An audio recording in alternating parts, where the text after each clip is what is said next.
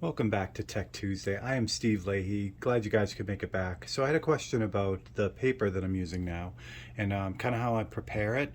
And that got me thinking a lot about streamlining and how things work around here. As an artist, I find that streamlining is always a good thing. What I'm talking about is the more I streamline something, the more efficient I am at it, the better I can get at it if I'm not, trying to work out new techniques or new, deal with new materials or anything like that. Once I really kind of get it locked in, then I can really push things forward. So there are two sides of that. One is that streamlining, which kind of gets things done. And the other part is the innovation part. So the innovation part is trying new stuff and pushing boundaries and looking for new products and things like that.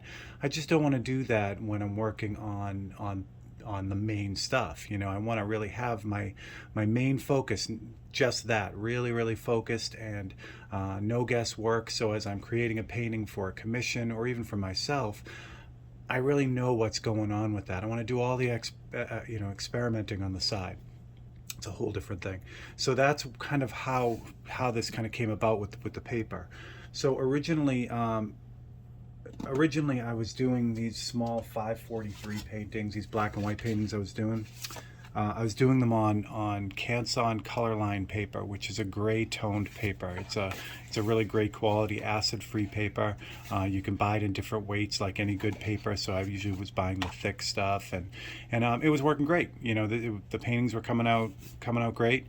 But the difference, what I was finding was a couple things. One, the paper didn't like to be taped. So when I would put the tape on the border, I would often rip up the fiber of the paper, which it's not terrible on the border, but still it doesn't look real good. It doesn't look real professional. So that was the first issue. The second issue, not really an issue, but it was different. I do a lot of paintings on the ampersand clay board. And the ampersand clay board is beautiful. It's like a clay surface, but it's sanded. So I would prep and prime this the same as I would with the aluminum panels that I do. And that's how I do the paintings. So that's, how they would kind of, this one's partially in the works, which is on the Open Studio. This is the Open Studio painting that I'm working on.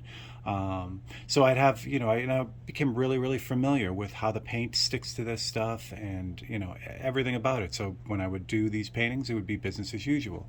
With the paper, it was kind of a new thing. It absorbed the paint differently. I couldn't clear it the same way I was doing the other paintings just because of the nature of the painting. Not better or worse, just different. So here's where streamlining comes in. I could prep this paper just like I prep this, the surface of this kind of thing, but it would take some doing, and the paper wouldn't necessarily really enjoy that. I mean, it would take it, but I couldn't do certain things to it. So along comes this, and this has been out for a while, but Legion Paper Company makes UPO paper, which is a totally 100% synthetic paper. I talk about this on the substrate video. So it's polypropylene. It's let me show you. I'll show you a little piece here. So basically, it's a sheet of plastic, and same thing. You can get this in different weights, different thicknesses, but it's a piece of plastic, which is really kind of neat. So what I was finding was I could take this stuff here and I could apply the same base to this that I do on the clayboard panels and the aluminum panels. So now I have a paper surface that to me reacts exactly like all the other surfaces I work on. I've just streamlined things, made it a whole lot easier. Now I know exactly what to expect from one of these paintings. So this is one of the new ones that's on the UPO paper. And it just has a different look. It has a look less like the like a drawing, which is what the paper ones kind of come out looking like.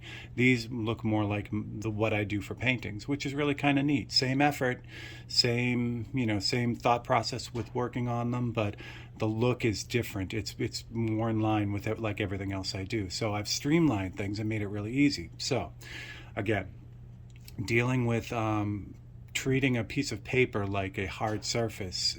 Not a lot of papers can take, kind of what I'm going to show you, how I prep these things.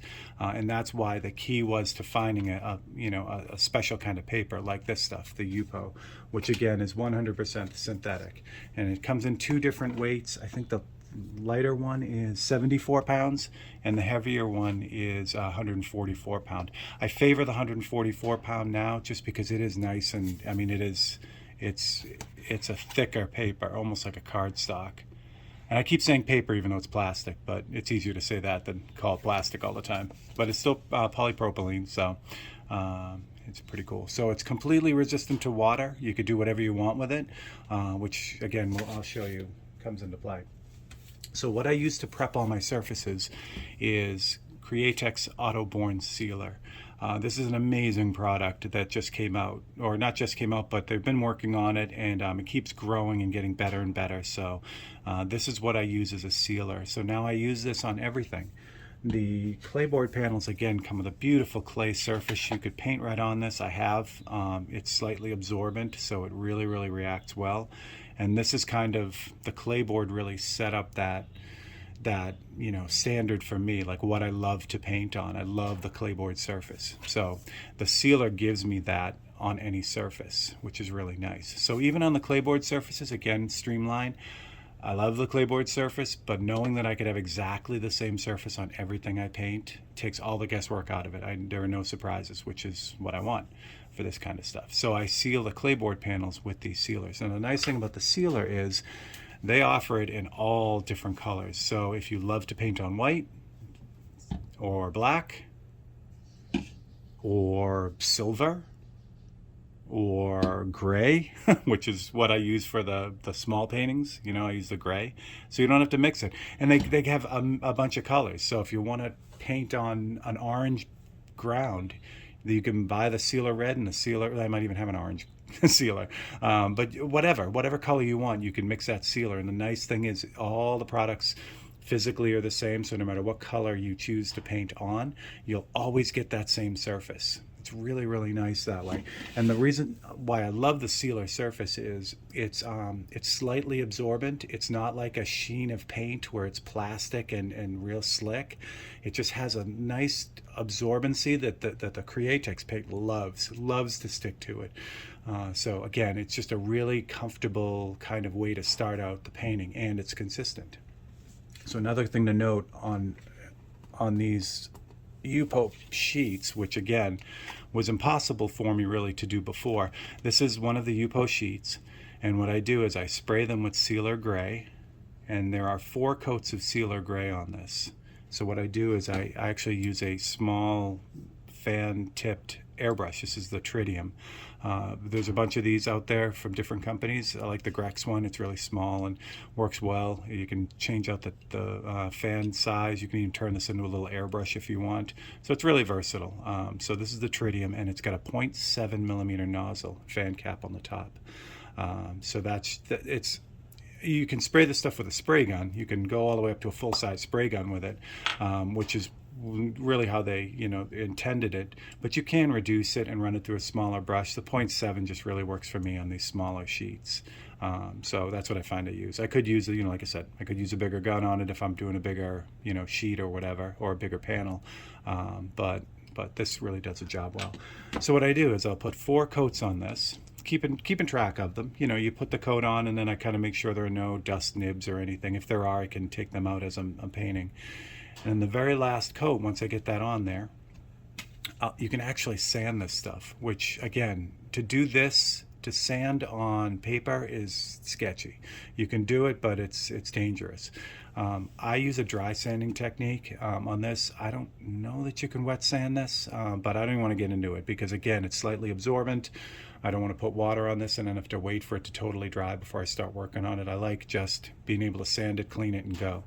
So what I use is, for dry sanding, I use 2 products. There is a paper from Novastar. It's Novastar Flex, and it's a really nice, soft, like cloth type sanding paper. And what I like about it is it's got a Velcro back on it, so I can use a small sanding block with this that has the male side. And I would normally cut this into small strips like this, but then you just kind of stick it on the back, and then you're ready to go. And it's nice. You dry sand, so you do this. The sandpaper does get kind of clogged up, so you constantly have to pat it, but it works. It works really well. This one here, I'll use either 1,000 or sometimes 1,200 to kind of get the get any of the last nibs off, and also to just kind of smooth it out overall. But to think that I'm prepping, priming, and sanding a piece of paper is crazy. But again, the end result is I have a piece of paper essentially that reacts exactly like everything else I use. So I know exactly what I'm going to get when I start painting on this, in color or black and white or whatever. It's just going to give me that same thing. There's no guesswork. I know the painting is going to come out the way I need it to come out. The other thing that's really helpful too is if you get a good Scotch-Brite pad. Same thing. This one, well, it's older. This one now is older, but this was about 800 grit for this guy. But it works the same way.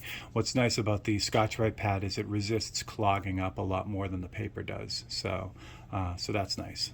So that's the other thing I use a lot too, to get these kind of sanded out. And that's it. It's ready to go.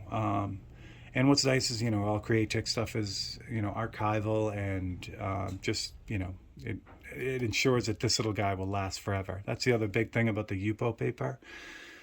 Polypropylene is going to be around for a really, really, really long time. So while this guy here needs some special care because it's on paper, it's more, it'll take in like atmospheric moisture, like just the humidity in the air. Paper can degrade over time, especially if it's not taken care of. The polypropylene, especially with the sealer on it, this stuff is here forever. It's not going anywhere. So from an archival standpoint, it just really brought this up a notch for me, which is really nice.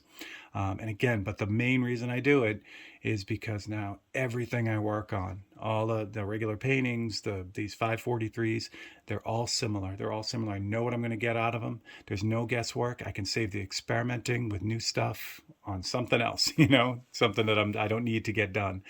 So that's it. So that's how I prep the Yupo. Really, really simple, really easy. Once you get into it, it's, all right, I'll give it to you. If you go and, just buy the paper already ready to go, it's so nice to just cut this up and start painting, where when I get to a point where I run out of prepped Yupo, I have to stop and prep stuff. But I've had to do that all along. I have to do that with the aluminum panels. I got to do that with the gesso panels. Why not with the small 543s as well? So that's it. So that's what I got. All right. So thanks for joining me. If you have any questions, I will post links to all this stuff here. If you have any questions or comments, please leave them. You guys have been amazing putting your questions in there. I love it. So if I skipped something, or if I missed something, or if you need clarification on something, just drop it in the comments. Also, if you have an idea for another Tech Tuesday, if you see something I'm doing on the live feeds on Facebook or Instagram, or if you see something in the in the Open Studio series that's on the YouTube channel here that I might have missed, just drop them in the comments. I read them all. I do my best to answer everything, and yeah, we'll help you out. All right. So I'm Steve Leahy. This is Tech Tuesday. Thanks very much for joining me, and I will catch you guys on the next one.